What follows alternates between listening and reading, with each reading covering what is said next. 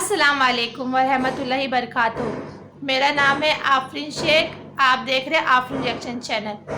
क़यामत की निशानियाँ क्या है, ये हमने खोहिस्तानी सरजी की वीडियो ली है।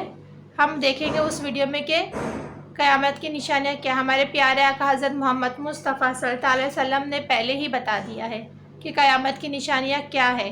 अपने साहबियों को उन्होंने पहले ही बता दिया था, लेकिन जब जिब्रील अलैहिस्सलाम आए तो उन्होंने फिर से बताया कि क़यामत की निशानियाँ क्या क्या है। बद्दुईन और बद्दू ये लोग कौन है, इनके क़यामत की निशानियों में इनका क्या अहम किरदार है। तो चलिए हम वीडियो स्टार्ट करके देखते हैं। आप सल्लल्लाहु अलैहि वसल्लम की वफ़ात से पहले उन्होंने सहाबा को बहुत सारे बातों का पहले से बता दिया था कि उनके जाने के बाद दुनिया में क्या क्या होने वाला है।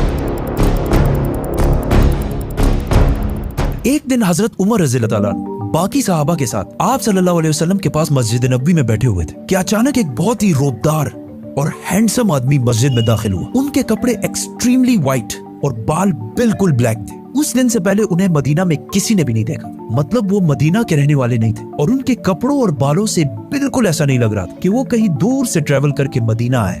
मस्जिद में बैठे सारे सहाबा इस शख्स को गौर से देख रहे थे। वो आदमी सीधा मस्जिद नबी के अंदर आया और आके रसूलुल्लाह सल्लल्लाहु अलैहि वसल्लम के बिल्कुल सामने बैठ गया और कहा, ए मोहम्मद, मुझे इस्लाम के बारे में बताएं। इस आदमी के जाने के बाद आप सल्लल्लाहु अलैहि वसल्लम ने सहाबा से पूछा कि क्या तुमने इस शख्स को पहचाना? ये जिब्रील अलैहिस्सलाम थे और तुम्हें तुम्हारा दीन सिखाने के लिए आए थे। आप सल्लल्लाहु अलैहि वसल्लम ने जिब्रील को इस्लाम के बारे में बताया कि अल्लाह के सिवा किसी को खुदा ना मानना, मोहम्मद को अल्लाह का रसूल मानना, नमाज, रोजा, ज़कात और हज अदा करना। जिस पर जिब्रील अलैहिस्सलाम ने कहा कि आपने बिल्कुल सच फरमाया। फिर जिब्रील अलैहिस्सलाम ने आप सल्लल्लाहु अलैहि वसल्लम से ईमान के बारे में पूछा। आप सल्लल्लाहु अलैहि वसल्लम ने फरमाया कि अल्लाह को मानना, उसके एंजल्स, फरिश्तों को मानना, उसकी किताबों को मानना, उसके पैगंबरों को मानना, आखिरत को मानना और तकदीर को मानना। जिस पर जिब्रील अलैहिस्सलाम ने फिर कहा कि आपने बिल्कुल सच फरमाया। जिब्रील अलैहिस्सलाम ने आप सल्लल्लाहु अलैहि वसल्लम से एहसान के बारे में भी पूछा और फिर जिब्रील अलैहिस्सलाम ने आप सल्लल्लाहु अलैहि वसल्लम से पूछा कि क़यामत, द डे ऑफ जजमेंट,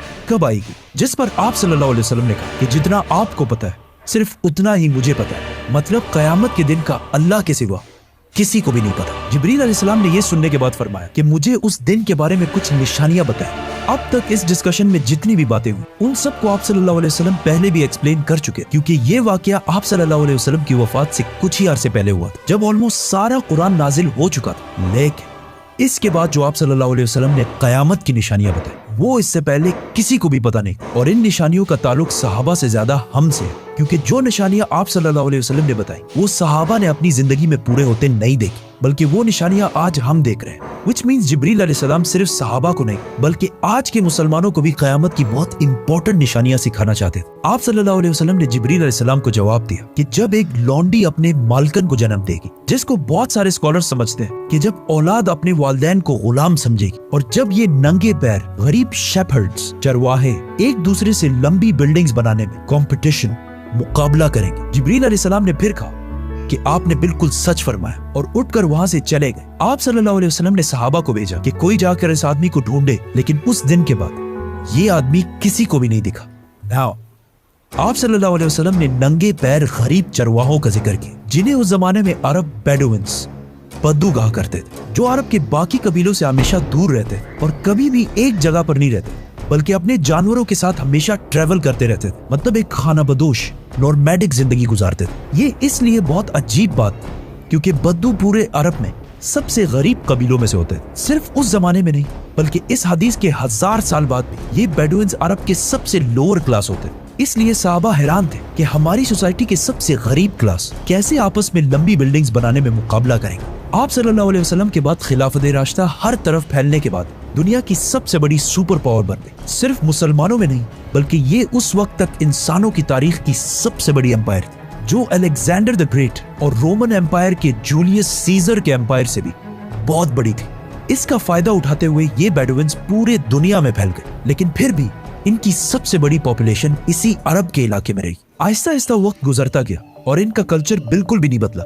ये बेडुइन्स उसी तरह अपनी जिंदगी गुजारते रहे। आखिर 1000 साल बाद उस्मानिया खिलाफत के आखिरी जमाने में दुनिया पुराने तरीकों से एक नई इंडस्ट्रियल एज की तरफ बढ़ने लगी, तो आखिर उस्मानी खलीफा सुल्तान अब्दुल हमीद ने मुसलमानों को भी मॉडर्न दुनिया की तरफ लाने के लिए बहुत स्ट्रॉन्ग रिफॉर्म्स की और पूरी एम्पायर में बहुत सारे प्रोजेक्ट शुरू किए, जिसमें इस्तांबुल से मदीना तक एक ट्रेन भी बनाई गई। लेकिन इस ट्रेन के रास्ते में हमेशा एक बहुत बड़ी रुकावट थी, यही बेडुइन्स, क्योंकि इन्हीं बेडुइन्स ने इससे बहुत साल पहले 1757 में 20,000 हाजियों को शहीद भी किया था, जिसके बाद उस्मानिया सल्तनत इनके कल्चर को चेंज करने लगी और इन्हें खानाबदोश नॉर्मैडिक जिंदगी से एक परमानेंट इलाके में सेटल करने की कोशिश की। लेकिन बेडुइन कबीले उस्मानिया सल्तनत के इन रिफॉर्म से बिल्कुल भी खुश नहीं थे और आखिर सऊदी अरब के पहले बादशाह इब्ने सऊद ने बेडुइन्स को यूनाइट करके ऑटोमन एम्पायर के खिलाफ एक फौज बनाई और फिर ब्रिटिश की मदद से इस पूरे इलाके को फतह कर लिया, जिसे आज हम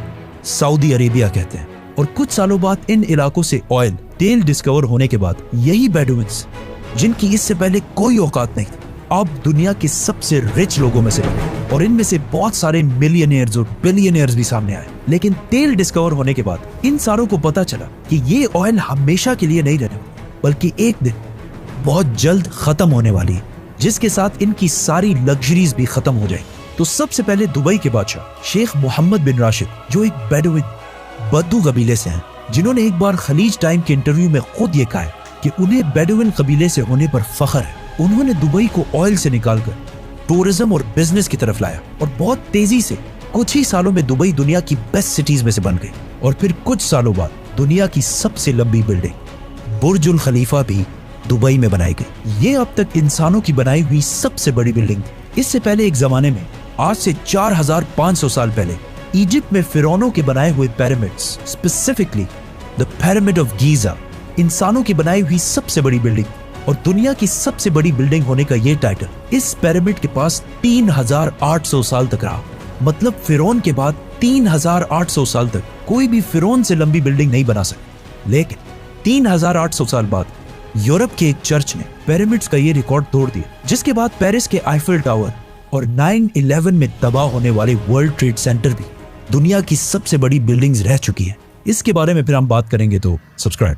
दुबई के इस अजीम कामयाबी को देखकर सऊदी ने भी इसे कॉपी करना शुरू किया और मक्का में काबा के बिल्कुल सामने दुनिया की चौथी सबसे बड़ी बिल्डिंग बनाई और कुछ ही साल बाद दुनिया की सबसे बड़ी बिल्डिंग का ऐलान करती किंगडम टावर या जद्दा टावर, जो दुबई के बुर्ज खलीफा से भी बड़ी होगी और इस तरह सऊदी यूएई से आगे निकल जाएगी। इस सारे प्रोजेक्ट को हेड करने वाले का नाम अल वलीद बिन तलाल है, जो कुछ साल पहले दुनिया के सबसे अमीर अरब, जिनके कबीले का ताल्लुक अगेन एक बेडुइन कबीले से, जिसके बाद दुबई ने सऊदी से दोबारा आगे निकलने के लिए दुबई में एक नई दुनिया की सबसे बड़ी बिल्डिंग बनाने का ऐलान किया, जो इन दोनों बुर्ज खलीफा और जद्दा टावर से भी बड़ी होगी। और आजकल हर कुछ अरसे बाद बहुत तेजी से अरब में ऐसी लंबी बिल्डिंग्स के प्रोजेक्ट्स का ऐलान हो रहा है। इवन अरब कंट्रीज एक दूसरे को ये तक नहीं बता रही कि उनके अगले प्रोजेक्ट की हाइट क्या होगी, क्योंकि फिर बाकी अरब कंट्रीज उनसे आगे निकलने के लिए उससे भी बड़ी बिल्डिंग का ऐलान कर देंगे। और इस तरह लंबी बिल्डिंग्स बनाने का एक बहुत सख्त कंपटीशन इन सारे अरब ममालिक में स्टार्ट हो चुका है, जिनमें ऑलमोस्ट सारे प्रोजेक्ट्स के पीछे ऐसे लोग हैं जिनका कोई ना कोई ताल्लुक उन्हीं बेडुइन कबीलों से। और आज ये जो कुछ भी हो रहा है, इस सब का रसूलुल्लाह सल्लल्लाहु अलैहि वसल्लम ने आज से 1400 साल पहले ही जिब्रील अलैहिस्सलाम और सहाबा को बता दिया था कि एक दिन ये बेडुइन्स, जो आज नंगे पैर और बहुत ही गरीब शेपर्ड्स, चरवाहे हैं, वो एक दूसरे से लंबी बिल्डिंग्स बनाने में मुकाबला करें। और ये कयामत की इतनी इंपॉर्टेंट निशानी कि जिब्रील अलैहिस्सलाम खुद मुसलमानों को ये सिखाने आए थे। और आज रसूलुल्लाह सल्लल्लाहु अलैहि वसल्लम की बताई हुई इस निशानी को हम अपने आंखों के सामने पूरा होते देख रहे हैं। सब्सक्राइब। ये थी क़यामत की निशानियाँ। जब एक आदमी हज़रत मोहम्मद मुस्तफ़ा सल्लल्लाहु अलैहि वसल्लम के पास आते हैं और बोलते हैं, ए मोहम्मद बताइए निशानियाँ क़यामत की, तो उन्होंने कहा जितनी आपको पता है उतनी मुझे बताइए। तो बोले फिर भी आप बताओ। तो आज उन्होंने हज़रत मोहम्मद मुस्तफ़ा सल्लल्लाहु अलैहि वसल्लम ने जो जो निशानियाँ बताई है आज वो पूरी हो रही है।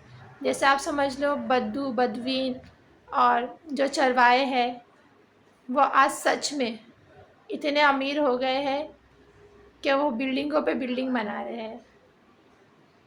ये एक तो बड़ी निशानियाँ हमारे पास दिख ही रही है, हम देख रहे हैं। जैसे बुर्ज खलीफा ले लो, वर्ल्ड टावर ले लो, ये अरब कंट्रीज़ में बन ही रही है। और सब में बड़ी बात, क़यामत पे यकीन रखिए। हम मुसलमान से मुसलमान बोलने के लिए नहीं है, क़यामत पे यकीन रखिए, नमाज़ें पढ़िए। नमाज़ें हमारी बहुत छूट रही है, अज़ान होती है तो हम आलस कर लेते हैं, चलो छोड़ देते हैं बाद में पढ़ लेंगे। या अल्लाह हिदायत दे देगा। अल्लाह हिदायत बाद में देगा, पहले आप कोशिश करिए। आप एक कदम बढ़ाइए, अल्लाह तबारक ताला 2 कदम आपके पास खुद ही बढ़ाएगा। तो प्लीज़ नमाज़ पढ़िए, कुरान शरीफ पढ़िए, अल्लाह पे यकीन रखिए। अगर आपको हमारा वीडियो पसंद आया है तो प्लीज़ लाइक और सब्सक्राइब कीजिए। Thank you.